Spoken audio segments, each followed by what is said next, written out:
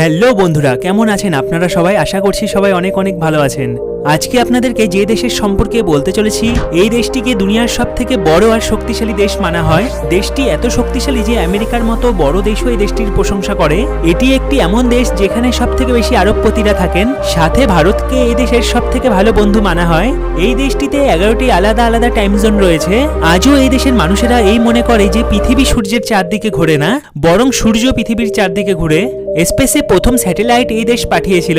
এই দেশটি খুব উন্নত একটি দেশ। এই দেশটি অনেক বড় বড় পরীক্ষায় জয়লাভ করেছে। বন্ধুরা, আজকে আমি কথা বলছি রাশিয়ার সম্পর্কে।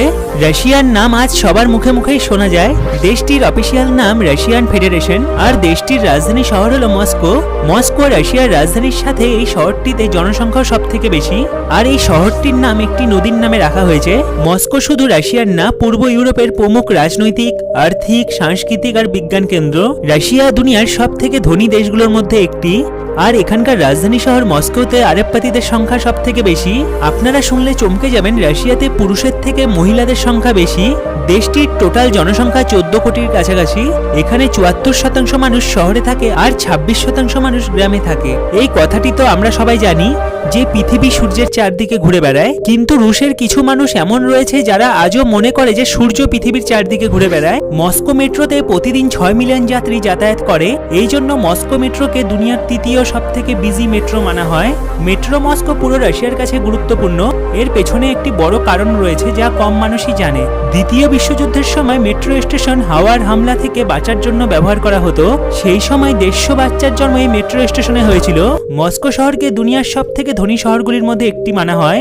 এই শহরে রাশিয়ান স্টেট লাইব্রেরি 1862 সালে প্রতিষ্ঠিত হয়েছিল, যা ইউরোপের সব থেকে বড় আর দুনিয়ার দ্বিতীয় সব থেকে বড় লাইব্রেরি। এখন আমি আপনাদেরকে এমন একটি কথা বলবো যা শুনে আপনারা সবাই চমকে যাবেন। আপনারা কি বিশ্বাস করতে পারেন মস্কোতে ধনী লোকেরা ট্রাফিক থেকে বাঁচার জন্য অ্যাম্বুলেন্সের ব্যবহার করে থাকে? আর একটি মজার কথা এই যে এখানে নোংরা আর জোরে গাড়ি চালানো সব থেকে বড় অপরাধ মানা হয়। আজ রাশিয়া বাকি অন্য দেশগুলো থেকে অনেক এগিয়ে, দুনিয়ার সব থেকে শক্তিশালী দেশ হওয়ার সাথে সাথে এই কথাটা হয়তো আপনারা সবাই জানেন, রাশিয়া পুরো বিশ্বের মধ্যে এরিয়ার দিক থেকেও দুনিয়ার সব থেকে বড় দেশ। ভারতের মতো এত বড় দেশ থেকেও রাশিয়া 5 গুণ বড়।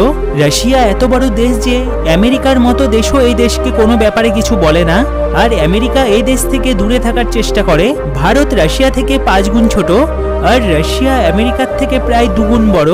দেশটির আয়তন 17,75,400 বর্গ কিলোমিটার। রাশিয়া এত বড় যে 11টি আলাদা আলাদা টাইম জোন রয়েছে, আর এটি দুনিয়ার এমন একটি দেশ যার সীমা 14টি দেশের সাথে জুড়ে রয়েছে, যার মধ্যে China, Norway, Finland, Estonia, Latvia, Lithuania, Poland, Belarus, Ukraine, Georgia, Azerbaijan, Kazakhstan, Mongolia আর নর্থ কোরিয়ার মতো দেশ রয়েছে।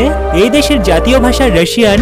রাশিয়ান ভাষার সাথে সাথে রাশিয়ার বিভিন্ন জায়গায় 35 আলাদা আলাদা ভাষাকে অফিসিয়াল ল্যাঙ্গুয়েজ মানা হয়। এছাড়া আজ রাশিয়াতে 100-এরও বেশি ভাষা বলা হয়। রাশিয়াকে ওইসব দেশের মধ্যে ধরা হয় যেসব দেশে সব থেকে বেশি অ্যালকোহল পান করা হয়। অ্যালকোহল পান করার দিক থেকে রাশিয়া 4র্থ সব থেকে বড় দেশ।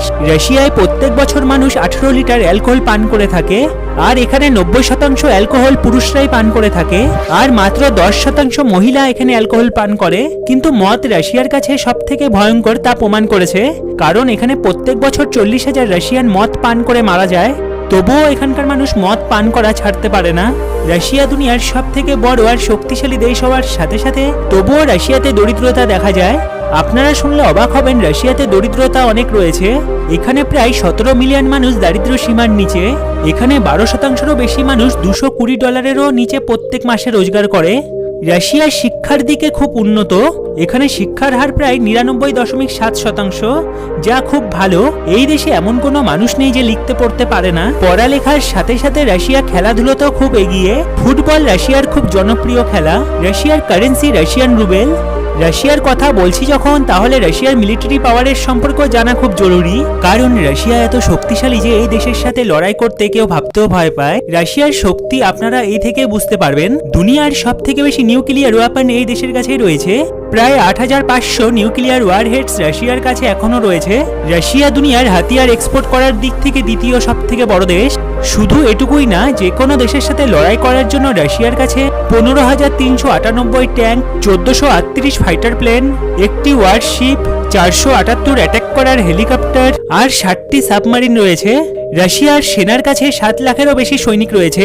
দুনিয়ার সব থেকে বড় বোম টেজার বোমও রাশিয়ার কাছে রয়েছে। এই বোমের শক্তি আপনারা এই থেকে বুঝতে পারবেন। হিরোশিমা নাগাসাকির উপর যে বোম ফেলা হয়েছিল ম্যানিফেস্ট অ্যাটমিক বোম, তার থেকেও এই বোম 1400 গুণ বেশি শক্তিশালী।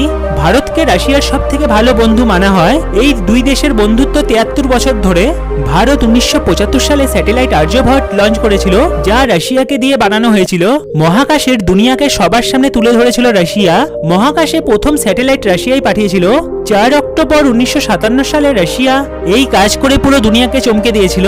এই স্যাটেলাইটের নাম ছিল স্পুটনিক, যার ওজন 83.5 কিলোগ্রাম। এর সাথে সাথে রাশিয়া মহাকাশে শুটিং করারও প্রথম দেশ। এই শুটিং 12 দিন ধরে মহাকাশে হয়েছিল। আর এই ফিল্মের নাম হলো চ্যালেঞ্জ। রাশিয়ার দ্য ট্রান্স সাইবেরিয়ান রেলওয়ে দুনিয়ার সব থেকে বড় রেল লাইন। এই রেল লাইনের লম্বা প্রায় 9289 কিলোমিটার।